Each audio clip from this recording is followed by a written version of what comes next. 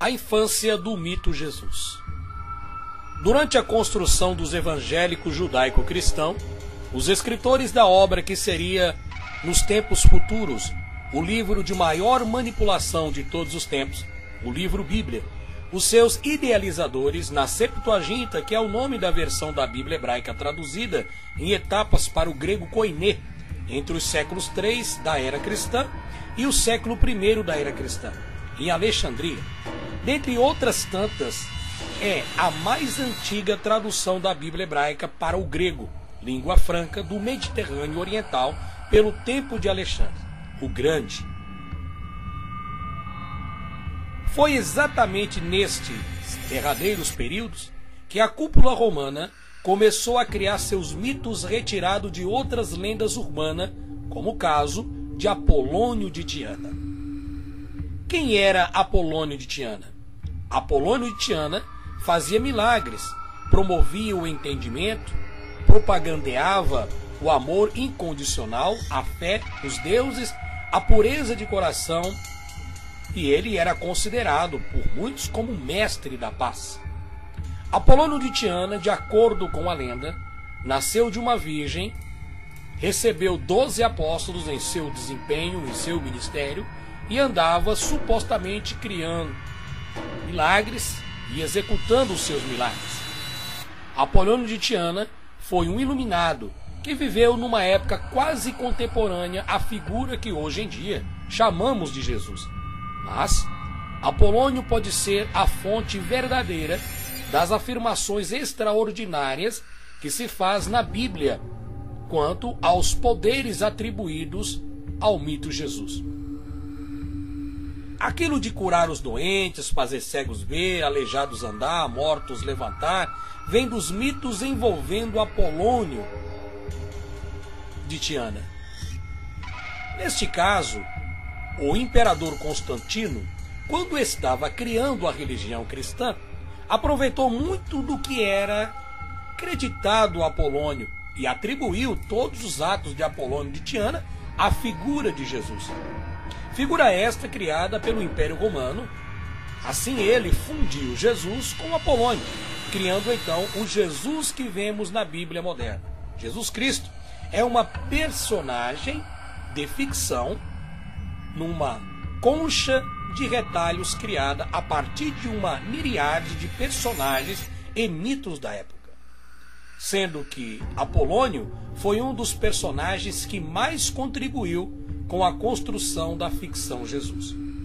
Isso foi feito porque o Jesus original, gnóstico, era muito sem sal e sem açúcar para ser aceito pela maioria das pessoas. Foi fundido com esses vários personagens e mitos interessantes para que ele se tornasse um personagem de grande graça. Fizeram então a mistura de Apolônio de Tiana com a de Jesus, que hoje conhecemos como popstar dos evangélicos cristãos. Mas, meus amigos, tudo isso, tanto a história milagrosas que Apolônio de Tiana fazia, quanto Jesus, é tudo uma criação judaico-cristão romana. Apolônio de Tiana, de acordo com alguns historiadores, era um homem comum como qualquer outro, mas atribuíram a ele grandes milagres. Apolônio de Tiana, de acordo com alguns historiadores, nascido em 13 de março de 2 a.C. e faleceu em Éfeso por volta do ano 98 depois de Cristo. Foi filósofo neopitagórico, o professor de origem grega. Seus ensinamentos influenciaram o pensamento científico por muitos séculos após a sua morte. Apolo, citado na Bíblia em Atos Apóstolos e 1 Coríntios, pode ser exatamente este Apolo de Tiana, como é mencionado pelo escritor a esses livros. Apolônio foi vegetariano e discípulo de Pitágoras, com base no seu escrito. Durante este tempo, havia aos redores de Israel e vizinhanças muitos milagreiros que afirmavam levantar os mortos, curar cegos, aleijados e serem os salvadores da humanidade. Depois que o mito Jesus já estava criado e divulgado pelas ruas e vizinhanças de Israel e cidades romanas, o mito foi criando força e surgiram várias religiões, como a seita dos nazarenos, a seita jubileus, os pampletos siriacos, que era um grupo religioso na cidade de Éfeso que divulgava que a Terra era um disco com o paraíso no centro do planeta. Provavelmente, daí-se então o início da crença hoje, espalhada por muitos através do advento da internet, como os terraplanistas. Bom, o mito Jesus, nesta ocasião, já estava bastante conhecido, e a influência deste mito causou várias rebeliões e covardia entre os povos daquela época, como perseguição, mortes por apedrejamento, mortes em fogueiras e outras barbaridades. Cada grupo, é claro, religioso, defendia suas crenças de unha e dente e seus salvadores, assim como observamos religiões atuais de hoje. Cada um defende suas crenças, sem raciocinar o mal que estão causando ao seu próximo.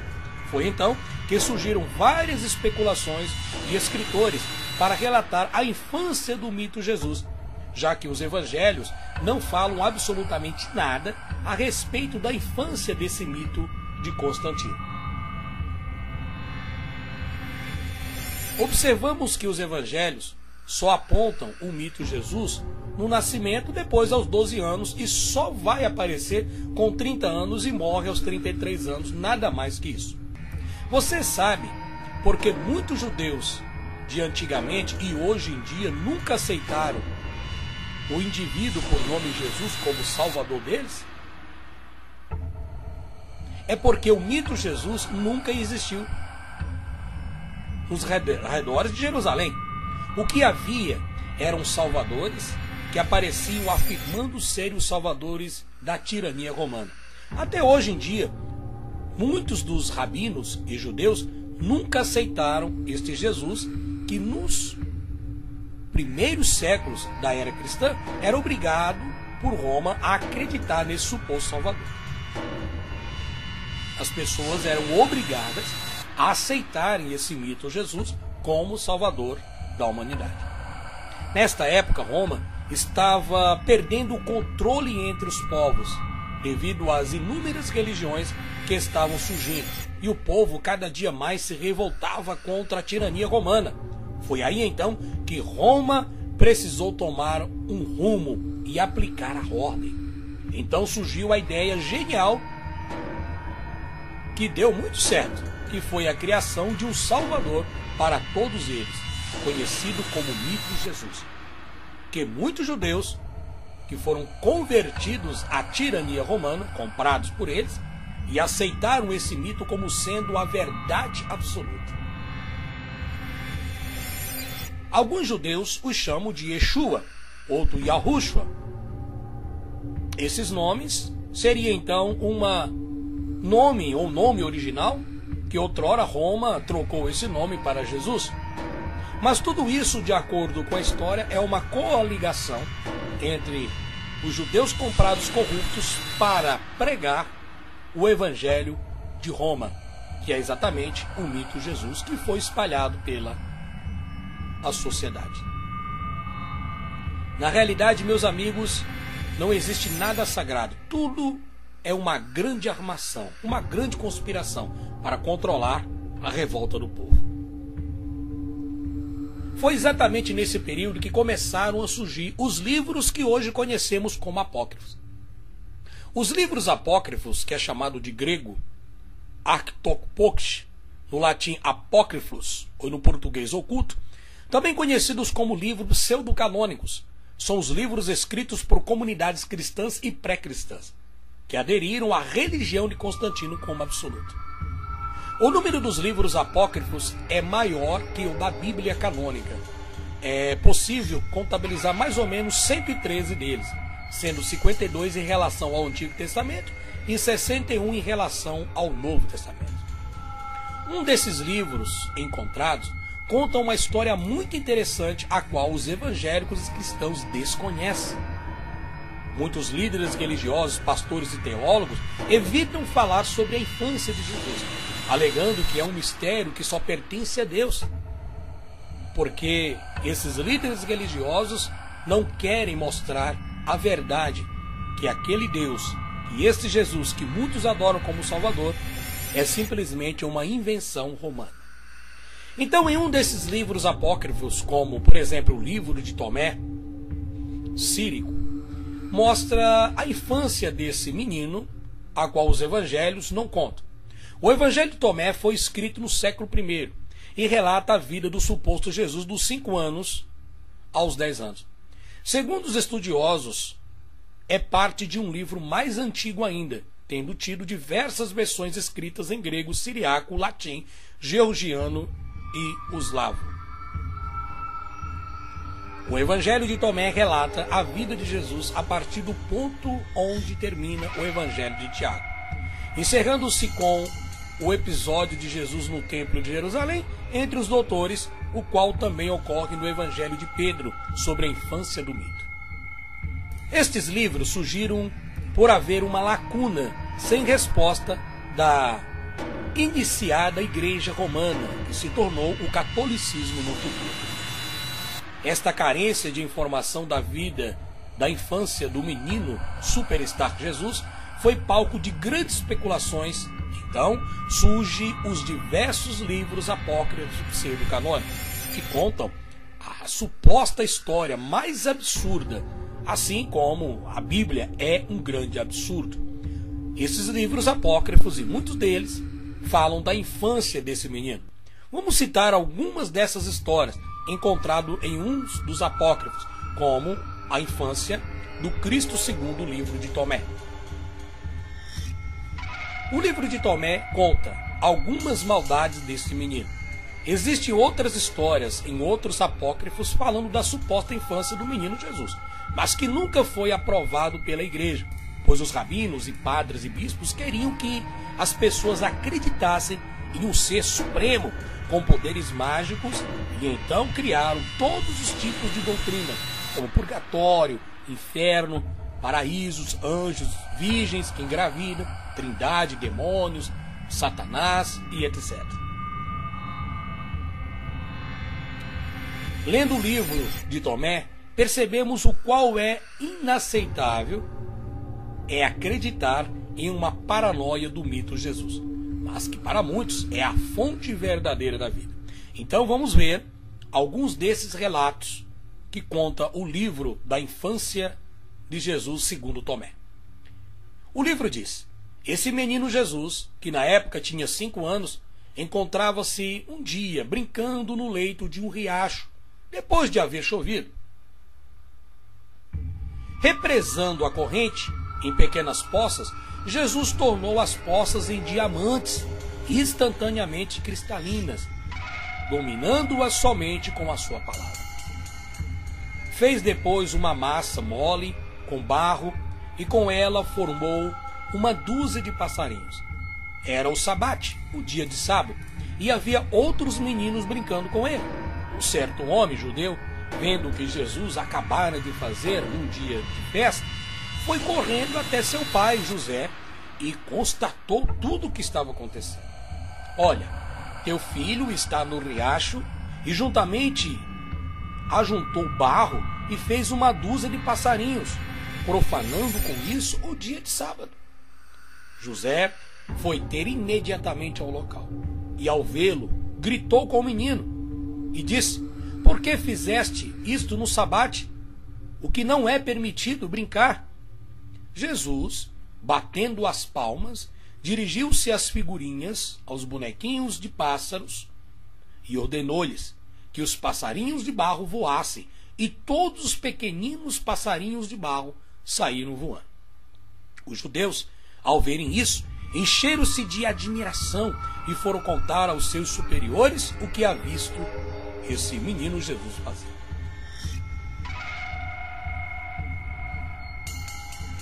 Disseram que o menino Jesus tinha feito 12 passarinhos de barro e bateu as palmas e os bonequinhos voaram.